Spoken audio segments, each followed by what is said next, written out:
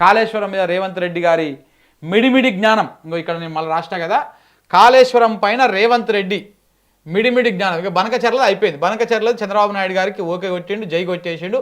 నువ్వు కట్టుకో చంద్రన్న, నేను మా తెలంగాణను ఎండా ముంచుతా, తెలంగాణోడు సచ్చినా పర్లేదు, తెలంగాణ రైతులు ఎండిపోయినా పర్లేదు, వాళ్ళు ఆత్మహత్యలు చేసుకున్నా పర్లేదు, మాకు నీళ్ళు రాకపోయినా పర్వాలేదు, కట్టుకో అని చెప్పేసి ఆయన మహానుభావుడు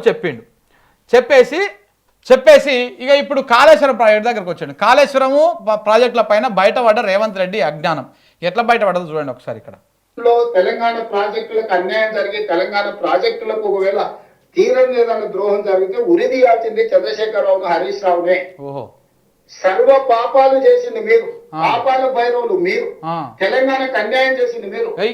కాంట్రాక్టర్లు ఇచ్చే కమిషన్లకు మీ ఇద్దరి కలయికనే ఒక కాంట్రాక్టర్ పెట్టిన సమావేశం. ఆ కాంట్రాక్టర్ పెట్టిన సమావేశంలో మీరిద్దరు కదా, ఆ కాంట్రాక్టర్ ఎవరు? మెగా కృష్ణారెడ్డి కదా, మెజారిటీగా దాంట్లో ఉన్నది మెగా కృష్ణారెడ్డి కదా. మరి మళ్ళీ అదే కాంట్రాక్టర్కి ఇచ్చినావు నువ్వు. కాంట్రాక్టరే దోసుకున్నాడు, కాంట్రాక్టర్ కేసీఆర్ కుటుంబం కలిసి దోసుకుందని చెప్తున్నావు కదా. మళ్ళీ అదే కాంట్రాక్టర్ ఎట్లా ప్రాజెక్టులు ఇచ్చినావు నువ్వు? ఇప్పుడు నీ కొడంగల్ లిఫ్ట్ ఇరిగేషన్ ఎవరు కడుతున్నారు? అదే మెగా కృష్ణారెడ్డి కదా. సూత్రధారైతే కాంట్రాక్టర్, మీరు ఇద్దరు పాత్రధారులుగా కూర్చొని కమిషన్లకు కక్కుర్తి పడి 400 టీఎంసీలు గోదావరిలో వరద జలాలు ఉన్నాయి, రాయలసీమకు పెన్నా ప్రాంతానికి తరలిస్తామని అన్ని కుట్రలు చేసి ఈ రోజు మీ చేతిలో లేకుండా పోయిందని చెప్పి ఆ బుద్ధంతా తీసుకొచ్చి మాకు అంటించాలని ప్రయత్నం చేయడం ఇది భావ్యమా? అందుకే ఈ రోజు స్పష్టంగా తెలంగాణ ప్రజలకు నేను చెప్పదలుచుకున్నా, వీళ్ళు ఏ రోజు కూడా తెలంగాణ ప్రయోజనాల కోసం కృషి చేయలేదు. ఈ రోజు ఒకసారి ఇక్కడ ఒక మాట చెప్తా ప్రజలారా, బీఆర్ఎస్ పీపీటీ పెట్టినా లేకపోతే బీఆర్ఎస్ ప్రెస్ మీట్ పెట్టినా రాజకీయం అనే దాన్ని అంటు లేకుండా తెలంగాణ నీటి హక్కులని ఏపీ కాల రాస్తుంది, చంద్రబాబు నాయుడు మన నీళ్ళు ఎత్తుకపోవడానికి కుట్ర చేస్తున్నాడు అని చెప్పేసి ద ఇంట్రెస్ట్ ఆఫ్ స్టేట్ కోణంలో మాట్లాడుతూ ఉంటారు. హరీష్ రావు మన ప్రెస్ మీట్ అయినా లేకపోతే ఇంకేదైనా అసలు రాజకీయం జోలికే పోకుండా ఇంత జరుగుతుంటే మీరు ఎందుకు మాట్లాడతలేరు ప్రభుత్వంలో ఉన్నటువంటి వాళ్ళు అని చెప్పేసి లాస్ట్కి ఒక మాట అంటున్నారు.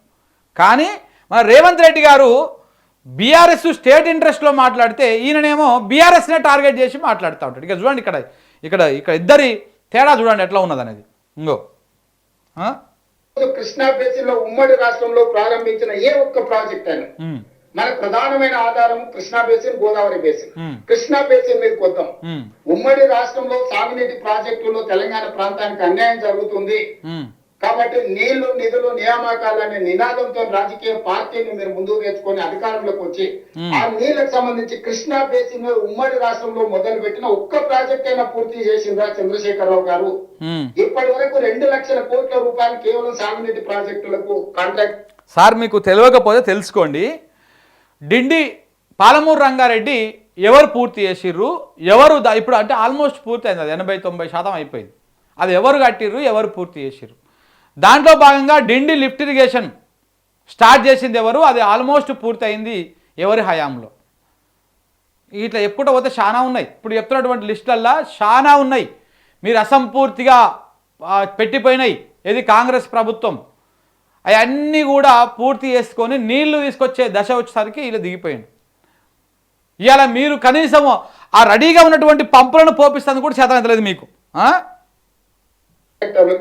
బిల్లు చెల్లించు. పాలమూరు జిల్లాలో మొదలైన ఏ ప్రాజెక్ట్ అయినా భీమా, నెట్టంపాడు, కోయిల్ సాగర్, కల్వకుర్తి, పాలమూరు రంగారెడ్డి ఎత్తిపోతల, నల్గొండలో ఎస్ఎల్బిసి, అదే విధంగా ఇంకా మిగతా ప్రాజెక్టులు ఆ నుంచి ముందుకు వెళ్తే ఖమ్మం జిల్లాలో ఉన్న ఇందిరాసాగర్ లేకపోతే రాజీవ్ సాగర్ లాంటి ప్రాజెక్టులు, గోదావరి బేసిన్ లో మొదలుపెట్టిన ప్రాణహిత చేవెళ్ళ కావచ్చు, ఇతర ప్రాజెక్టులు కావచ్చు, దేవాదులు కావచ్చు, సమ్మక్క సార్లక్క కావచ్చు, ఏ ఒక్క ప్రాజెక్ట్ అయినా ఈ 10 సంవత్సరాలలో మీరు పూర్తి చేసిందా? ఆనాడు అలాగేడు తెలుసు పూర్తి చేయడం, పూర్తి చేయడం నువ్వే చేస్తీవి. 2016లో స్టార్ట్ చేసి 2018-19లో పూర్తి చేసి 2-3 సంవత్సరాలు విజయవంతంగా కాళేశ్వరం ద్వారా నీళ్ళు ఇచ్చింది నువ్వే నాయ మోతవారివి. గాలి ఎందుకు అవుతారు? అదే కాకతీయ కెనాల్ ద్వారా ఇటు వరద కెనాల్ ద్వారా మిడ్ బానర్ నింపుకొని, కాకతీయ కాలువ ద్వారా మిడ్ బానర్ నుంచి లోయర్ బానర్ నింపుకొని, కాకతీయ కాలువ ద్వారా ఇటు కోదాడ సూర్యాపేట దాకా హుజూర్ నగర్ దాకా నీళ్లు తీసుకొచ్చి తెలంగాణ ప్రాంతాన్ని తడిపింది మీరేనా? గాల్లా ఇక చెప్పు, ఇంకా ఎన్ని ఉన్నాయో ఇది చెప్తా ఇప్పుడు అన్నీ ఉంటాయి ఇక ఇప్పుడు ఇందులో ఇప్పుడు అనుమతులన్నీ ఇప్పుడే వస్తుంటాయి ఇక చూడండి ఇక 9 దగ్గర మొదలుపెట్టి ప్రాజెక్టు కట్టిన ఉంటే అసలు లిఫ్ట్ లేకుండానే గ్రావిటీతోనే ఈ రోజు ప్రాజెక్టులన్నీ కంప్లీట్ అయ్యి మొత్తం ఉత్తర తెలంగాణ సస్యశ్యామలం అయ్యేది ఉండే. కానీ కాసుల కక్కుర్తితోటి 9 దగ్గర కట్టకుండా వదిలేసి అబద్ధాలు ప్రచారం చేసి మేడిగా ఉత్తర తెలంగాణ సస్యశ్యామలం అయ్యేది ప్రాజెక్టు కట్టిన ఉంటే అసలు ఈ 10 సంవత్సరాలలో మీరు పూర్తి చేసిండ్రా? ఆనాడు 9 దగ్గర మొదలుపెట్టి ప్రాజెక్టు కట్టిన ఉంటే అసలు లిఫ్ట్ లేకుండానే గ్రావిటీతోనే ఈ రోజు ప్రాజెక్టులన్నీ కంప్లీట్ అయ్యి మొత్తం ఉత్తర తెలంగాణ సస్యశ్యామలం అయ్యేది ఉండే.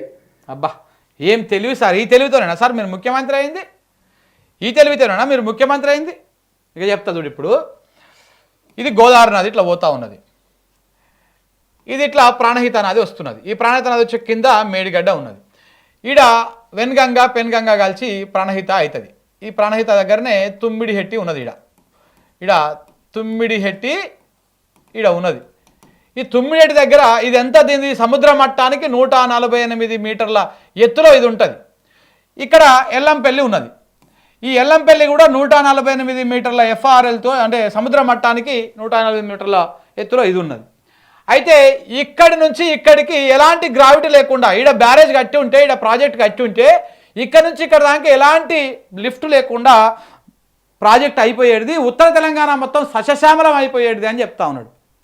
ఇది కట్టకుండా కేసీఆర్ కమిషన్ల కోసం కిందికి వచ్చి ఈడ మేడిగడ్డ దగ్గర ఒకటి, అన్నారం దగ్గర ఒకటి, సుందిల దగ్గర ఒకటి కట్టి 3 బ్యారేజీలు కట్టి 3 పంపులు పెట్టి కమిషన్లు తీసుకున్నాడు అని చెప్పేసి చెప్తా ఉన్నాడు. ఇక కట్టేది ఉంటే అయిపోతుండే, లిఫ్టే అవసరం లేకుండే అని చెప్పారు.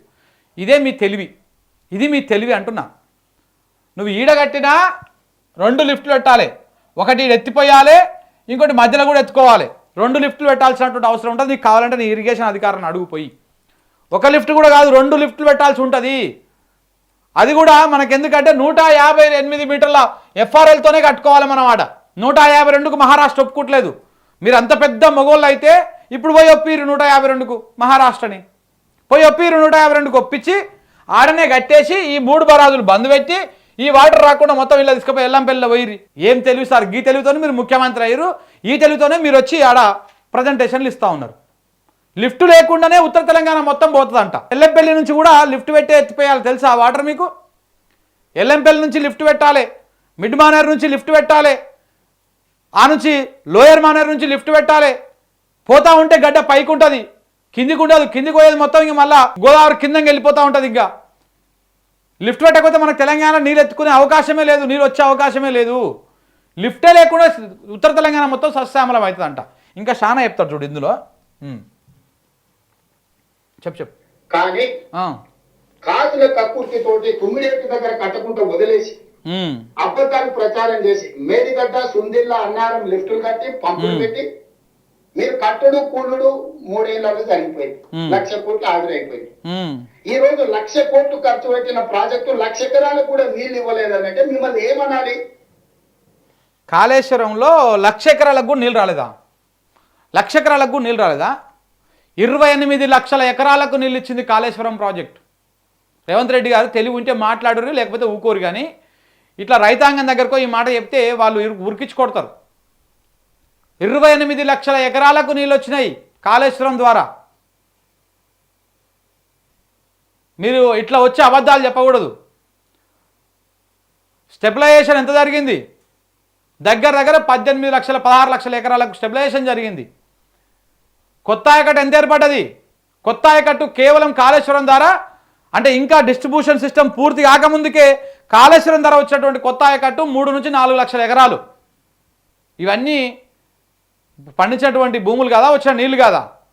తెలియకుండా ఎందుకు మాట్లాడతారండి ఇట్లా? 1,00,000 ఎకరాలకు కూడా నీళ్ళు ఇవ్వలేదంట. 1,00,000 కోట్లు అంట. పెట్టింది 1,00,000 కోట్లు కాదు, మీ మామనే చెప్పిండు.